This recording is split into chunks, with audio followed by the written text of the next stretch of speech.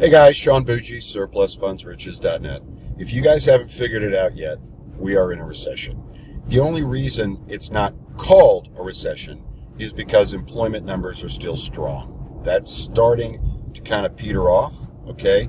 We have inflationary pressures and we are in a recession, okay? Let me just throw that out there. Property values are not going to correct very much simply because it's costing so much to replace property or build new property. We are going to see maybe a 10% correction. I would be amazed to see a 20, but given the fact that we've seen 20% a year for 2 years in a row, just about 15 to 20% a year during the pandemic and going forward, it's not going to affect the vast majority of the sellers out there as far as having equity in their homes, so we're still going to have overages. Having said all that, we're in a recession. So what does this mean? This means that researching debt is going to be more important than ever when you're looking at overages. Before you find the person, contact them and put a deal together. In the past, in tax overages, I would say 60 to 70% of the tax overage files were unencumbered, meaning there was not additional debt against the property at the time of the sale. That's why these guys have gotten away with saying don't worry about debt, because the majority of the time there was not additional debt, so you were only going to run into problems so many times. That's changed. First of all, a ton of people hid their equity.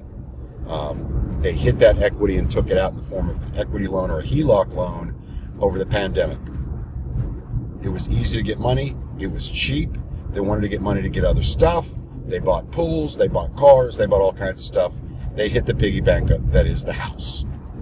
So there's far more, both tax and mortgage overages, there is more debt against the property. There's a higher percentage of deals out there that have debt against them. Now what's going to happen if you put a deal together and you contact the people, you put it together, you get everything rolling, and you never check debt? This is what people will argue with me. They'll get my program and they'll argue and go, that's silly. First of all, Sean, there's somebody else calling them before me because I'm researching. Well, first of all, it takes you 15 minutes to research the debt. Get out of this. Oh my God, I lost time. 15 minutes? The guy that caused you to call 15 minutes later? No, it didn't. Get out of that, okay? Even if it did, it takes 3 or 4 calls and a couple of mailings to get somebody to even respond to you, so it doesn't matter. In addition, because of the way we do it, we actually give them a structured buyout. We give money up front, 10% of the gross up front, the rest of whatever we agree to on the back end. We're far more competitive, in my opinion, than anybody else. So it doesn't matter to us. Research the debt. If you put a deal together with somebody, first of all, you're going to incur some costs. And if you're just sending them an agreement for them to send back regular mail or whatever, you're crazy. I send out mobile notaries. I have the mobile notary with a label, a FedEx label, so they can send it back to me, and we go back and forth between FedEx and UPS, but they send it back to me, and then we've got it in our hands. We then, within 10 business days, send them a buyout and go forward. Now, if I put a bunch of deals like that, first of all, oh, that's not a lot, Sean. The mobile notary costs you $100, $150. You're right. But if I start doing that consistently, that's going to add up.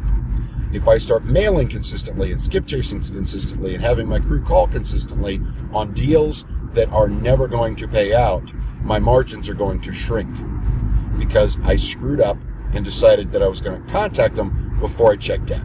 Check the debt. The other thing that you're not understanding is you're telling these people there's X amount of dollars there. Now, my agreement reads, because sometimes the court will keep some money, right, that you didn't know about. Sometimes, because they're allowed to do it in certain states, maybe they'll keep an extra $500 to $1,000. Oh, this is our whatever fee. This is our screw you fee. Okay?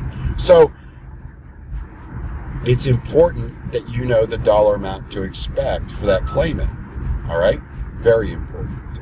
Also, though, here's the big deal that nobody's talking about. These guys are telling you, forget research, just go forward. You get that deal together and it falls apart at the last minute, you are going to be on Scam Report, you are going to be on Yelp, it's going to crush your business. Crush it.